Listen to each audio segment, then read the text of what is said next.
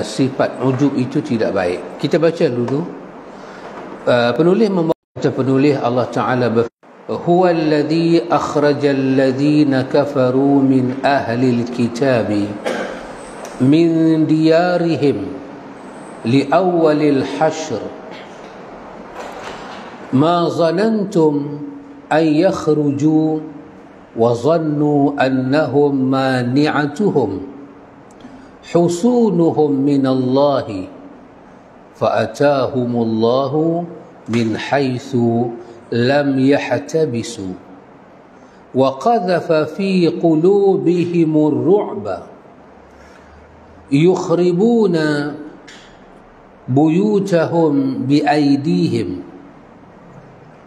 وأيدي المؤمنين فاعتبروا يا أولي الأبصار.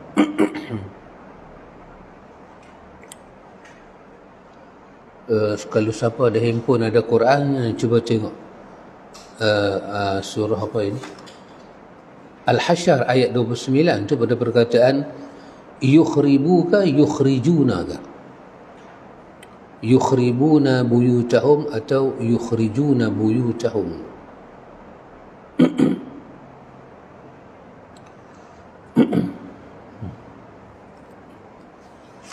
Itu dah terjemahan dia.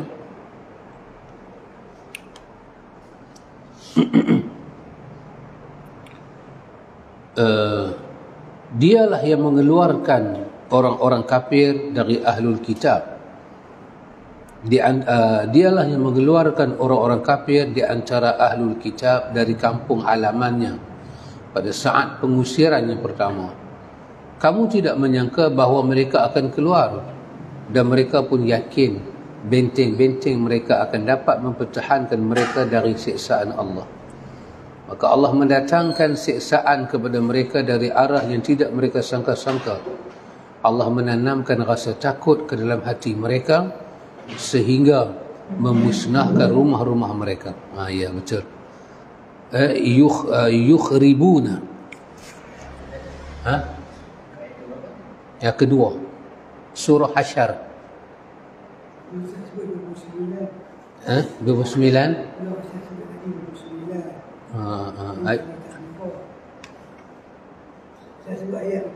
Oh, saya kata 29. Ayat kedua daripada surah Hasyr. Maknanya yukhribuna. Kharab bermakna hancur. Yukhribuna buyutahum biaidihim. Allah menghancurkan rumah-rumah mereka. Betul? Yukhribuna kan? Betul? Baik. Ini dua ayat penulis bawa kepada kita. Di mana hujah dia? Untuk dikaitkan dengan tajuk yang kita baca, iaitu ujub. Ujub. Iaitu pada ayat yang pertama tadi, 25 surah Taubah. Laqad nasarakumullahu fi mawatina katsiratin wa yawma hunainin iz a'jabatkum kathratukum. Iaitu pada perkataan iz a'jabatkum. Itu adalah sifat ujub. Iaitu ingatlah ketika kamu rasa ujub. Apa yang kamu ujubkan? Kathratukum, dengan jumlah kamu yang banyak. Itu dalil dia.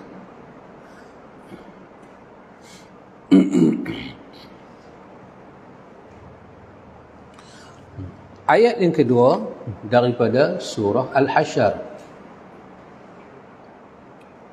Ayat yang kedua daripada surah Al-Hasyr, iaitu Allah menyebut tentang ma zanantum an yakhruju wa zannu annahum mani'atuhum husunuhum minallahi. Iaitu kamu tidak sangka, kamu keluar daripada rumah, kamu tidak sangka, kamu penuh keyakinan, mereka keluar daripada rumah dengan penuh keyakinan, iaitu wa zannu annahum, mereka menyangka mani'atuhum husunuhum minallah, mereka menyangka bahawa Dengan penuh keyakinan mereka sangkakan bahawa mereka mampu menyediakan benteng-benteng daripada dimusnahkan oleh Allah.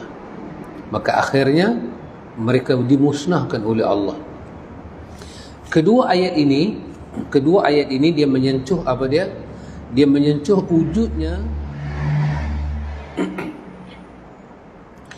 wujudnya dalam diri manusia suatu keyakinan yang membanggakan diri dia akan kemampuan dia buat sesuatu dengan usaha dia. Kemampuan dia buat sesuatu dengan usaha dia.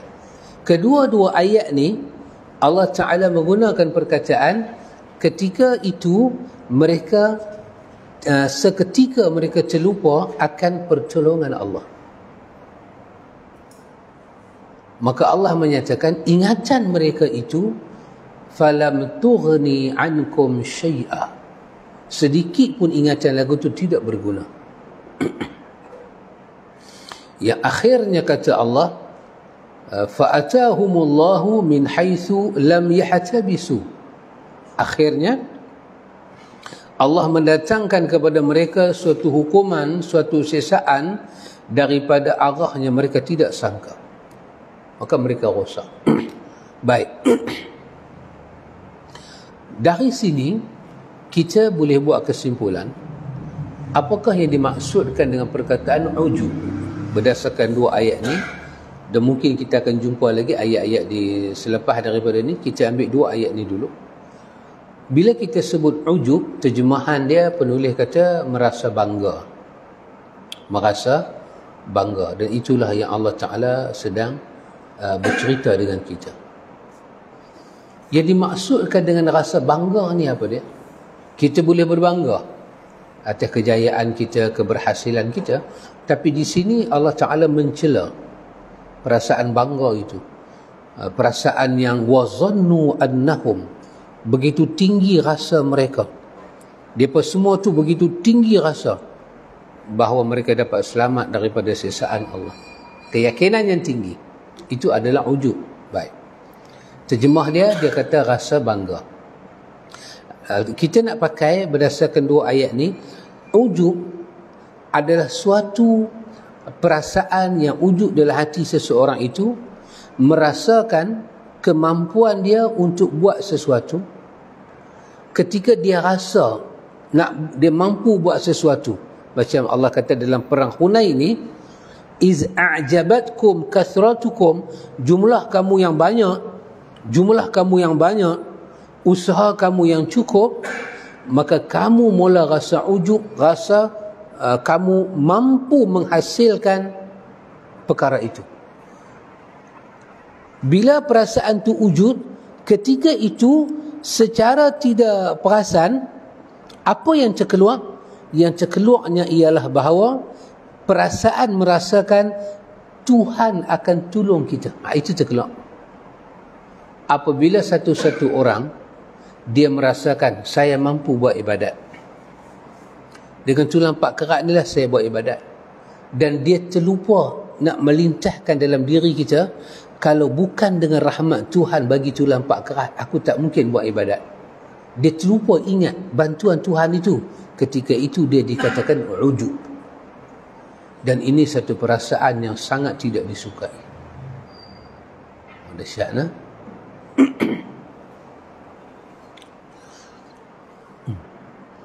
Sebab apa? Sebab ujub ni, perasaan ujub ni, dia bertentangan dengan ayat yang kita baca dalam surah Fatihah. Iyyaka na'budu wa iyyaka nasta'in. Hanya kepada Engkau ya Allah kami ibadat, dan hanya kepada Engkau kami minta tolong. Bahagian pertama tu saya rasa kita tahu, hanya kepada Engkau kami ibadat. Di sini dia tak guna perkataan hanya kepada Engkau kami taat. Dia kata ibadat. Sebab perkataan ibadat dia lebih khusus daripada perkataan taat. Taat ni dia mutlak. Perkataan taat dipakai secara kosong, taat. Kita boleh padu dia macam-macam. Taat Allah, taat Rasul, taat mak bapa, taat guru, dia boleh. Tapi bila kita kata taat Allah, dia masih mutlak. Maknanya keseluruhan perintah Allah tanpa dikhususkan. Tapi kalau kita kata ibadah, makna dia khusus. Kita tak boleh ibadah kepada malaikat, kita tak boleh ibadah pada Rasul, kita tak boleh ibadah pada mak bapak, kita tak boleh ibadah pada guru-guru. Maka perkataan ibadah tu perkataan yang khusus. Maka kerana itu Allah memilih iyyaka na'budu, hanya kepada engkau sahajalah ya Allah kami ibadah. Dia bukan perkataan yang apa? Dia bukan perkataan yang mutlak, perkataan yang apa? Kosong, umum macam tu. Tapi dia perkataan yang khusus. Itu kita tahu. Yang kedua itu, wa iyyaka nasta'in. Ibadat yang kami lakukan ini ya Allah, kami padukan hanya kepada engkau kami minta tolong. Baik, perkataan nasta'in di sini ada dua makna. Pertolongan kita kepada Allah. Kita minta Allah tolong kita, kan? Satu, kita kata du'aul masalah. Doa dalam memohonlah, minta tu, minta ni, minta selamat tu, minta istighasah, minta isti'azah, minta berlindung daripada itu, minta selamat daripada ini, minta diberikan itu. Itu satu jenis permintaan. Lagi satu permintaan dipanggil apa dia? Du'aul ibadah.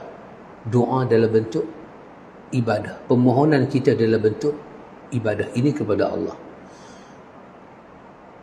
Kita minta kepada Allah, kita minta Allah Ta'ala tunaikan segala benda-benda yang kita nak buat.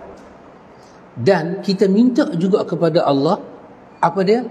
Kita minta kepada Allah, a'inni ala zikrika wa syukrika wa husni ibadati. Sepatutnya yang ni kita tak minta, sebab kita boleh buat.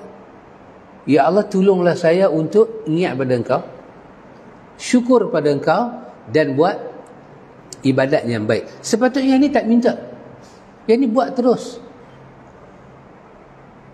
Ada dua manusia. Satu manusia yang ingat Allah, satu manusia yang tidak ingat Allah. Mana yang baik? Di sisi Tuhan lah, mana yang baik? Yang ingat Allah lah. Jadi ingat Allah Ta'ala ini adalah pilihan. Dia bukan apa? Ada letak dua orang. Salah daripada mereka kena memilih. Mereka kena ingat dan Tuhan. Mereka yang memilih. Maka Allah bagi pilihan dengan tulang pak kerat. Pasal kita boleh bercakap, Mamang, saya boleh panggil Ustaz Nan, saya boleh panggil Ustaz Nan. Ustaz Nan pun makan sikit-sikit sejumput. Makan sejumput. Betul? Jadi kalau saya tak mau panggil, saya tak payah panggil. Artinya, tak payah siapa bagi tahu pada saya kena panggil Ustaz Nan. Tak payah siapa bagi tahu pada saya jangan panggil Ustaz Nan. Saya tahu bila saya nak panggil. Saya tahu bila saya tak perlu. Ustaz Nan duduk sembahyang, takkan saya nak panggil. Ustaz Nan bersembang, takkan saya nak panggil tengah duduk bercakap dengan orang. Ya Allah, aku nak ibadat. Ya, pergi ibadat. Ya Allah, aku nak sebut nama Hang, ya Allah. Sebutlah. Betul? Tapi tak. Tengok. Doa ni dia main dengan bentuk apa dia? A'inni. Ya Allah, tolong saya, ya Allah. Ini termasuk bahagian kedua. Wa iyyaka nasta'in. Iaitu satu jenis pertolongan. Apabila kita dapat pertolongan ini, maka akan dipadam dalam hidup kita dosa ujub. Iaitu kita merasakan bahawa ketaatan kita pada Allah, ibadat kita lakukan kepada Allah, kita tak pernah merasakan bahawa Allah yang tolong kita. Sepatutnya kita merasakan Dia yang tolong kita.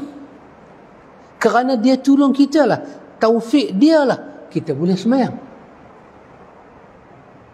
Di atas tulang pak kerat kita. Mungkin boleh buat, mungkin tak boleh buat. Tetapi kalau dia tolong, tentu kita boleh buat. Maka ujub ni apa dia? Ujub ni satu orang bila dah habis ibadat dia buat, dia tak nampak kata Allah yang tolong dia menyempurnakan ibadat. Ketika itu dia menumpang pada kederat diri dia. Dia berbangga dengan sihat dia. Kerana sihat aku boleh ibadat. Kerana aku ada duit aku boleh bagi zakat. Kerana masa aku banyaklah aku boleh baca Quran. Cuba masa aku singkat, masa aku sempit, mana aku boleh baca Quran?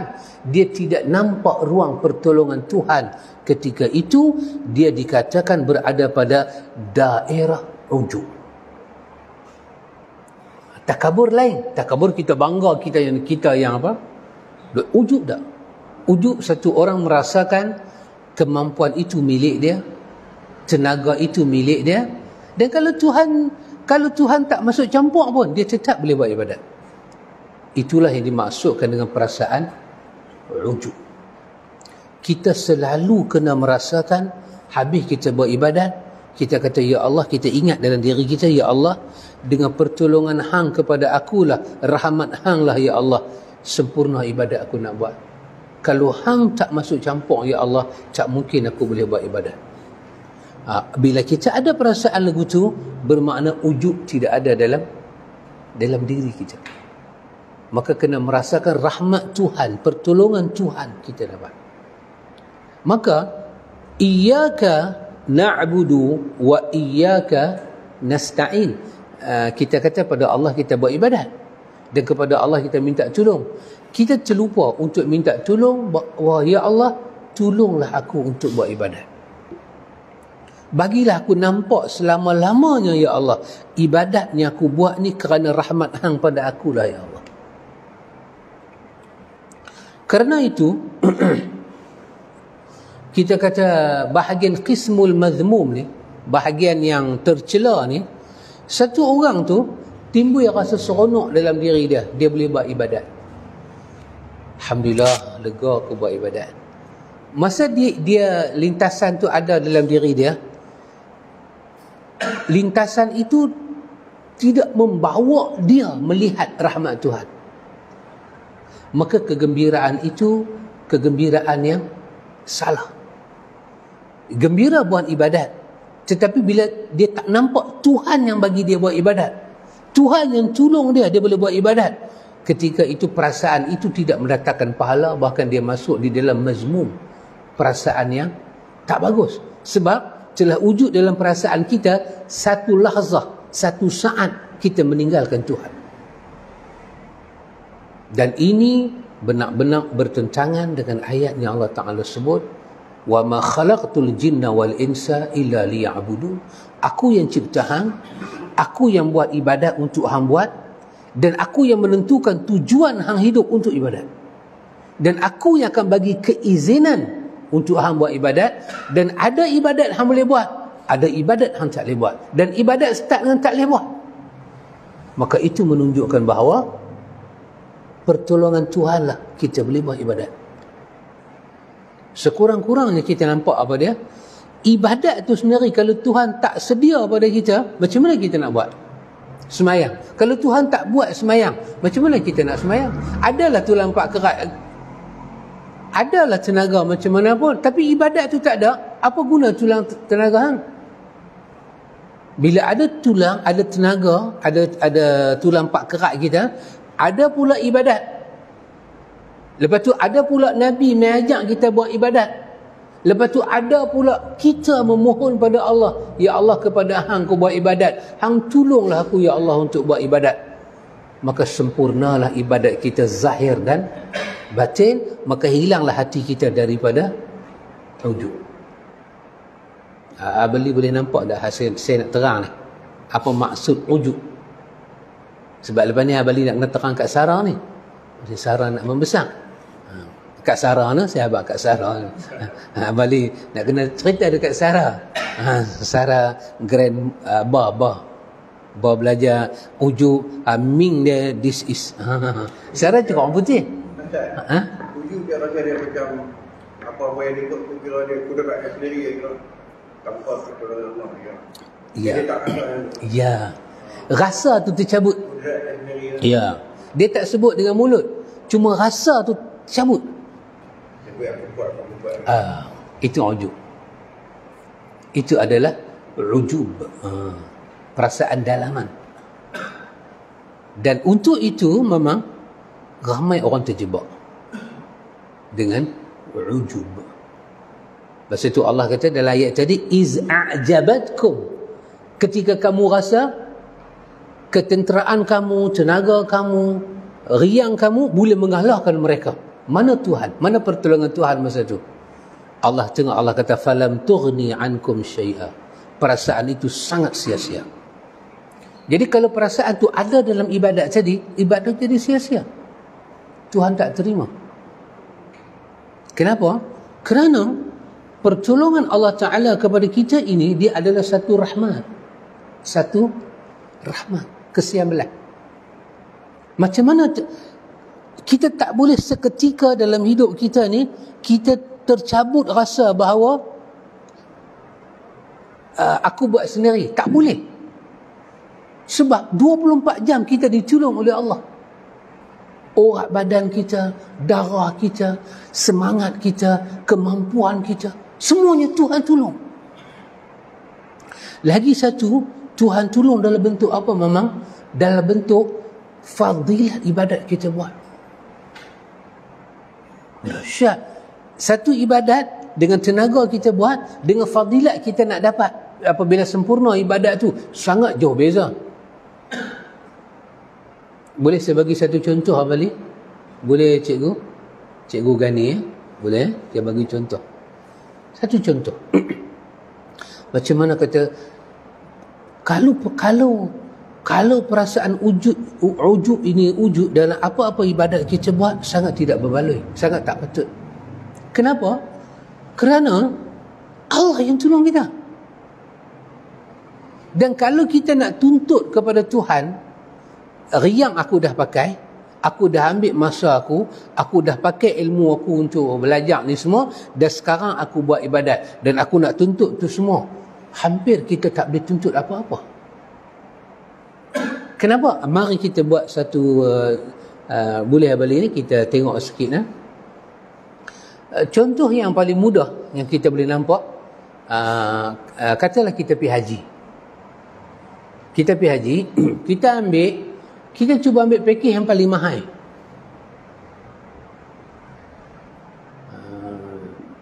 Seingat saya lah, yang saya pergi haji dulu yang paling murah saya pernah pergi 250,000 lah. Itu yang paling murah lah saya pergi. Mama ni orang terkejut. Udin jatuh telefon. Kan? Cerita bukan pakai model pun je. Tak payah keluar duit. Cerita bila. Saya ambil yang paling mahal. Katalah kita pergi haji hari tu 10 juta. 250,000. Baik. Sekarang ni mari kita lihat 250,000 ni kita nak pakai untuk buat haji ni, untuk masuk dalam kawasan miqat, untuk pergi ukuf, mai tawaf, sa'i, tahlul, dan kita nak melakukan semua wajib-wajib haji ni. 250,000 tu kita bawa pergi, kita sewa hotel, betul? Kita ada makan sehari 3 kali. Kita akan duduk di Mekah, kita akan duduk di Madinah, kita ada penerbangan.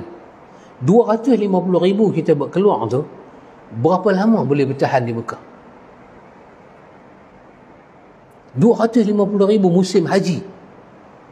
Habis tinggi kita akan duduk di Mekah 30 hari. Habis tinggi.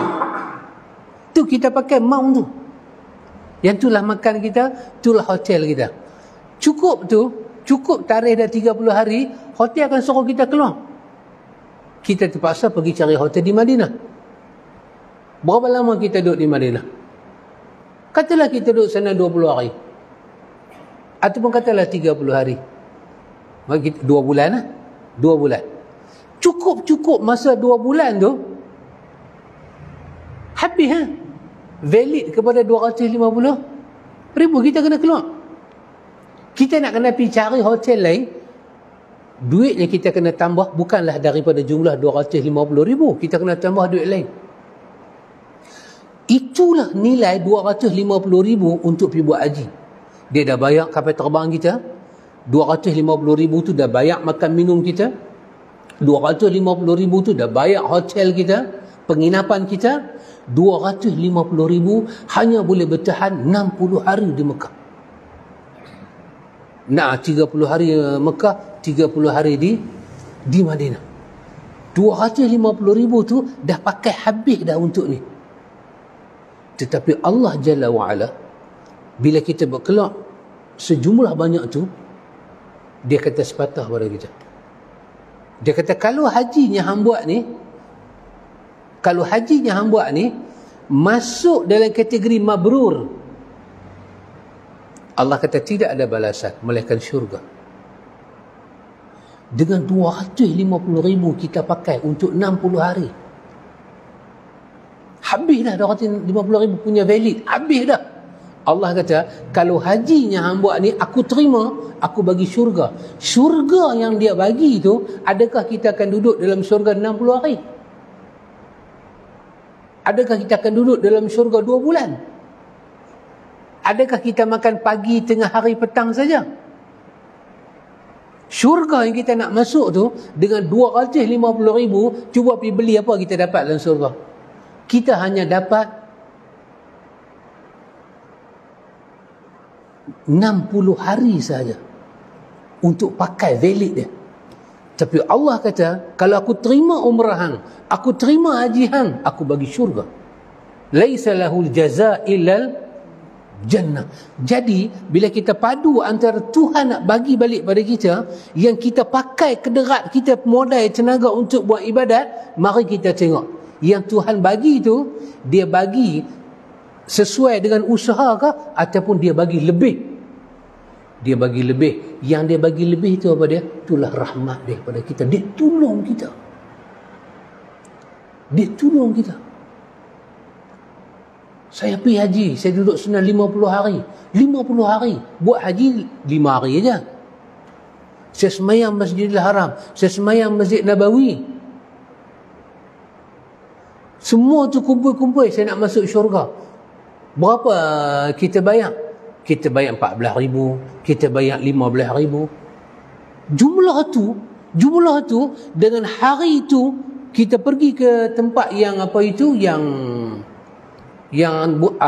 bumi haram ni, banyak duit tu, kita makan lagu tu, kita stay di sana lagu tu, nak pergi beli apa satu benda dalam syurga? Apa dia satu benda dalam syurga nak beli? Tak ada apa boleh beli. Maka kerana itu Allah selalu tolong kita. Bila Allah selalu tolong kita, maka kita kena ingat dalam semua benda kita buat, pertolongan Allah lah yang menyampaikan kita kepada hasil dia. Tengok macam kita main majlis ilmu ni. Beli naik motor, saya naik kereta. Mamang naik motor dan naik kereta. Subhanallah. Allah. Orang Arab dengar kata tabarakallah, masya-Allah, tabarakallah. Hebat. Berapa duit kita bergelar untuk minyak motor? Berapa penat kita daripada awal petang tadi sampai kita nak main mengaji. Kita kumpul, kita letak setempat. Lah kita tengok apa yang Tuhan kata pada kita. Allah kata siapa yang pergi satu jalan yang membawa dia kepada ilmu, Allah mudahkan dia sampai ke syurga. Apa ini? Kalau bukanlah kerana dia yang gerak kita daripada awal, dia yang bimbing kita ke sini, kita takkan sampai. Takkan sampai ke mana? Syurga ni. Kalau minyak motor kita, masa kita, tenaga kita pakai sikit, dengan sebuah syurga, berapa dik minyak motor kita? RM5. Kalau saya tumpang motor beli, keadaan saya nak buah minyak, beli tiba RM5, RM5, beli selalu buah RM5. Mai. Lepas tu makan kita. Makan. Minum kita. Berapa masa kita habis kat sini? 2 jam. 2 jam. 2 jam campur sembang lah semua. Campur sembang. Teh halia tak masuk. Teh halia panjang sikit. Ambil based on mengaji tu. Dengan banyak tu kita buat, kita ambil semua tubuh dalam satu uncang, kita nak pergi beli syurga. Apa kita boleh beli? Tak ada apa boleh beli. Maka macam mana Tuhan bagi tahu pada kita, siapa yang melalui satu jalan yang menambahkan dia kepada ilmu, Allah mudahkan dia ke syurga. Yang ni apa ni fadilat ni? Yang ni adalah pertolongan Tuhan pada kita, rahmat dia. Tak mungkin kita boleh dapat fadilat tu dengan tulang pak kerak kita, tak mungkin.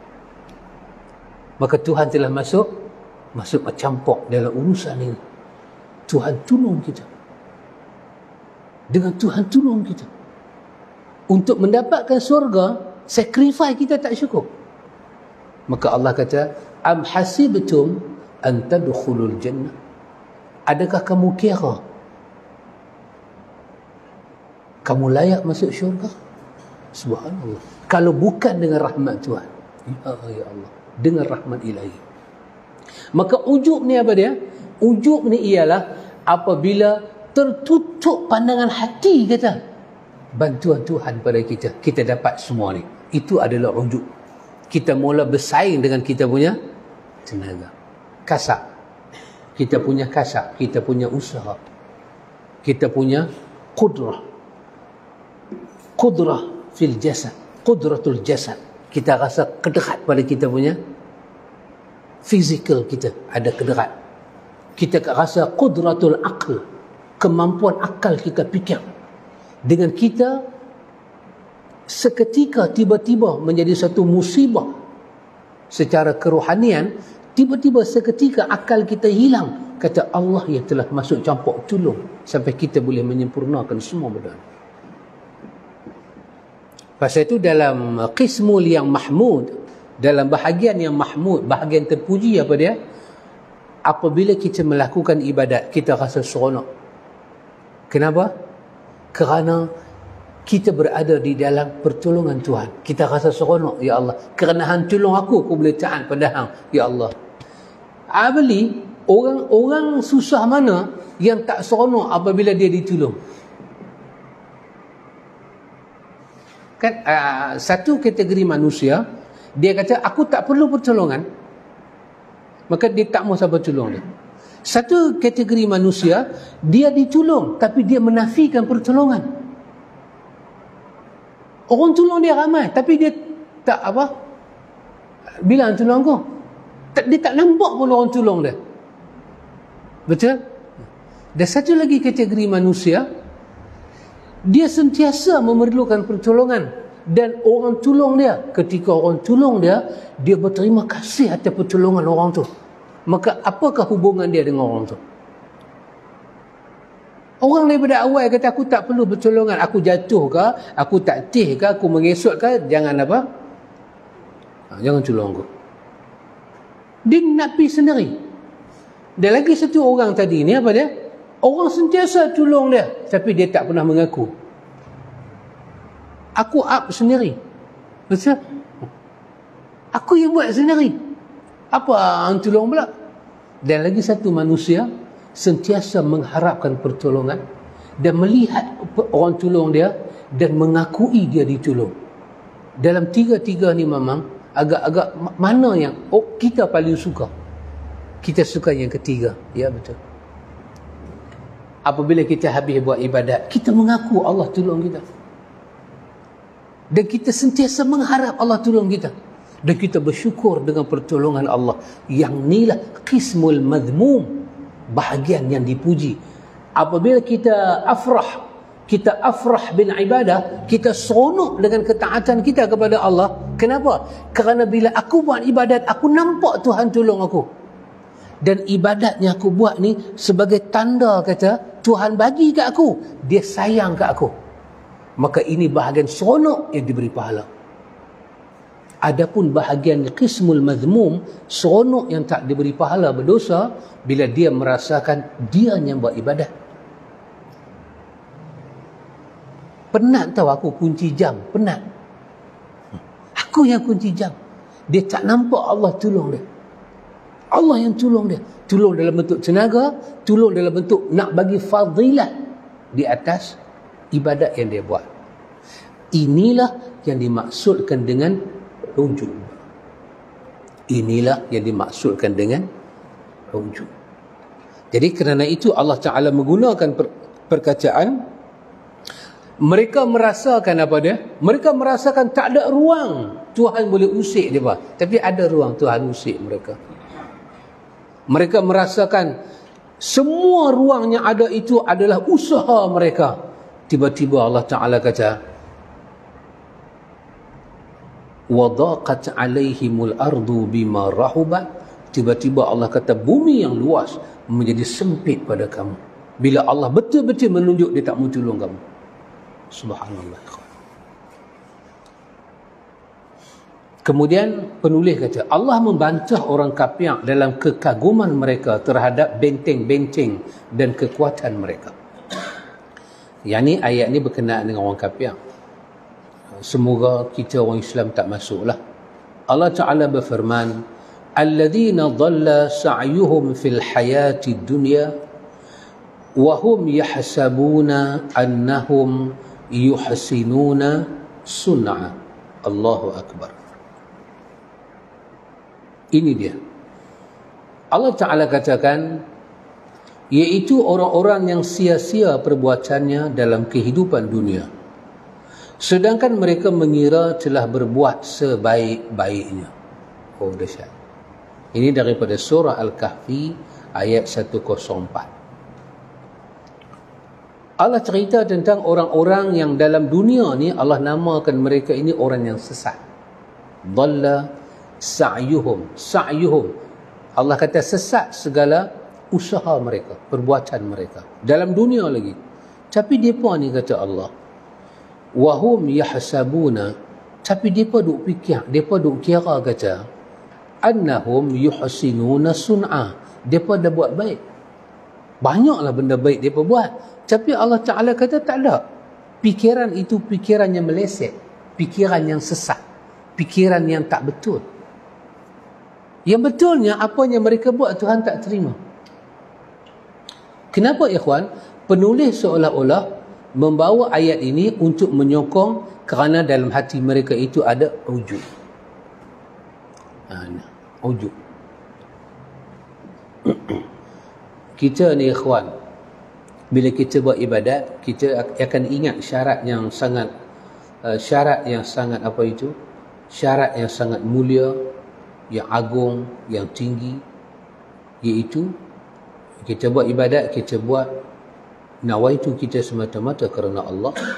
Dan yang kedua, bila kita buat ibadat, kita berpandukan kepada petunjuk Nabi Muhammad. Dua benda ni ikhwan adalah semulia-mulia syarat. Kerana yang meletakkan dua syarat ini adalah Tuhan yang maha mulia. Allah yang letak.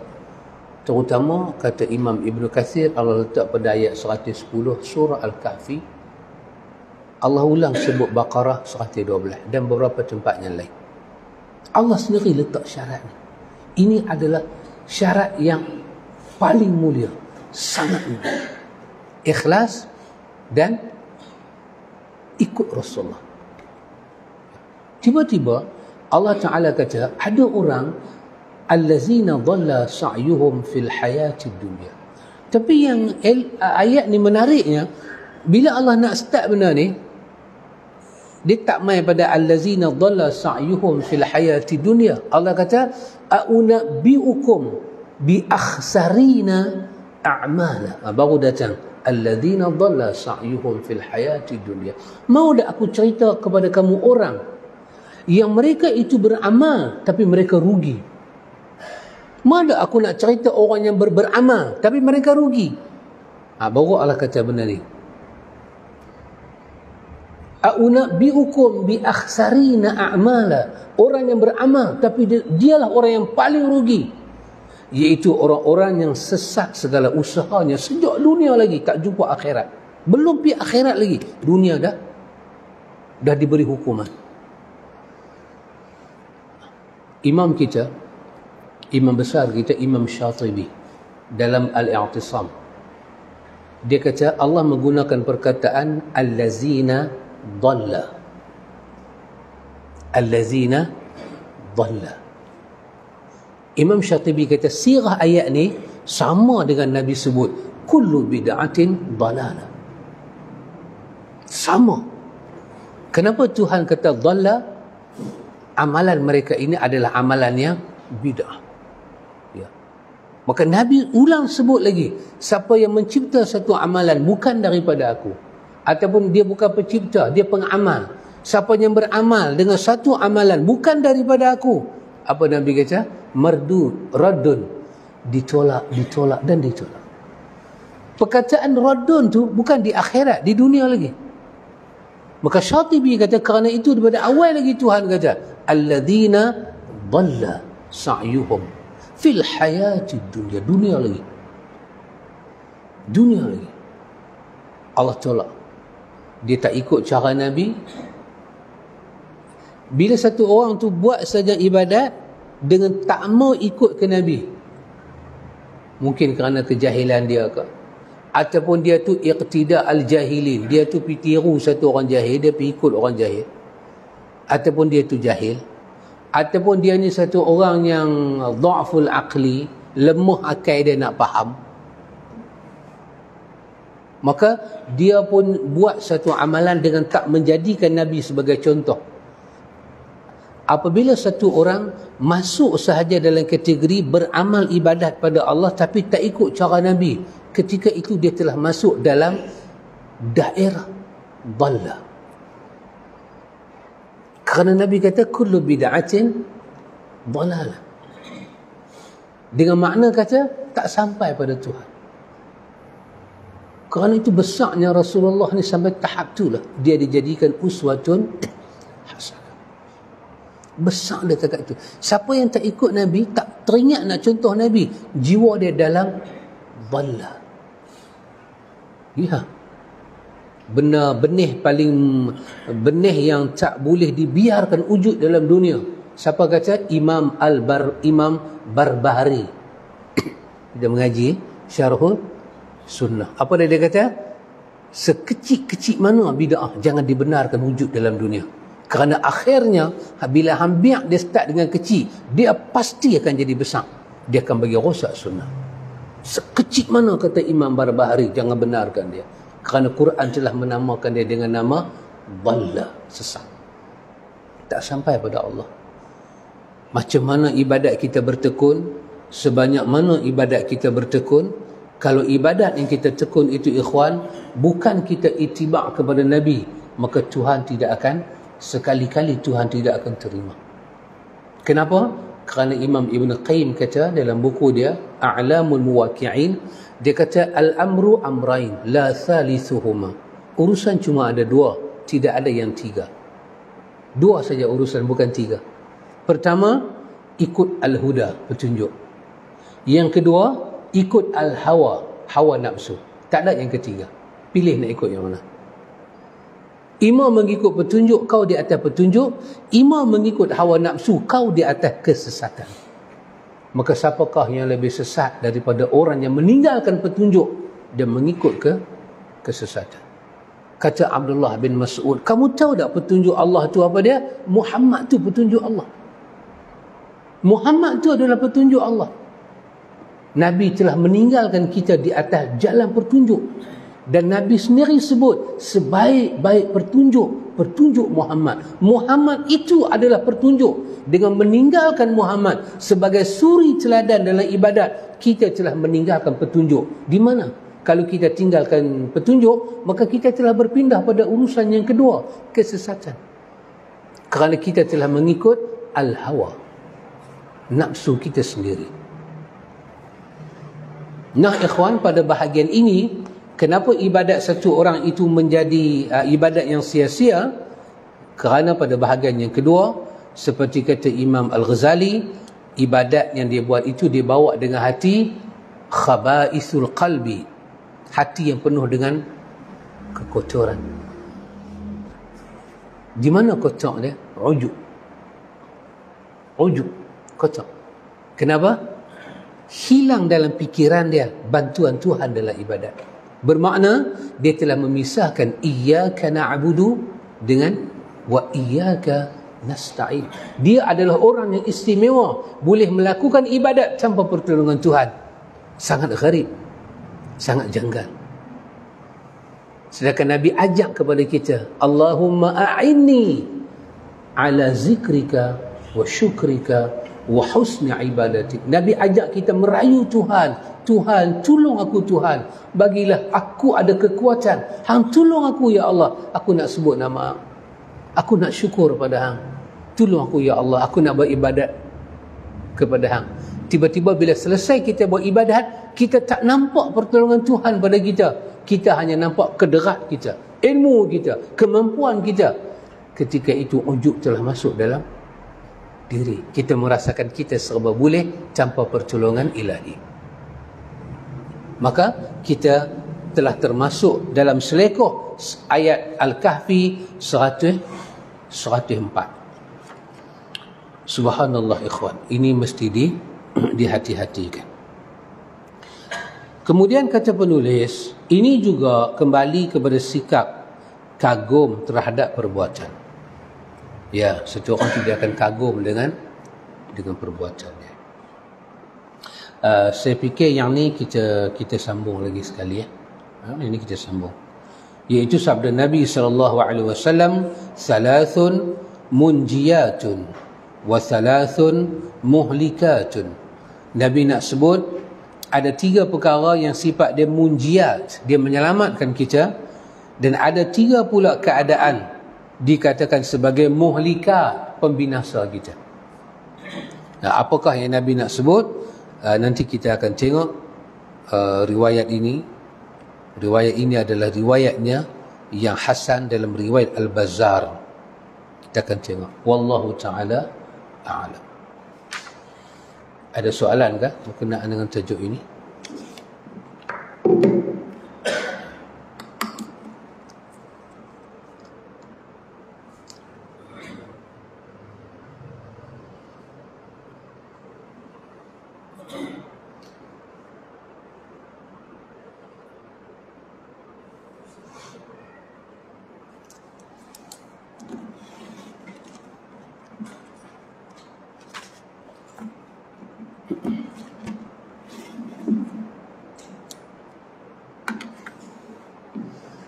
Subhanakallahumma wa bihamdika asyhadu an la ilaha illa anta astaghfiruka wa atubu ilaik.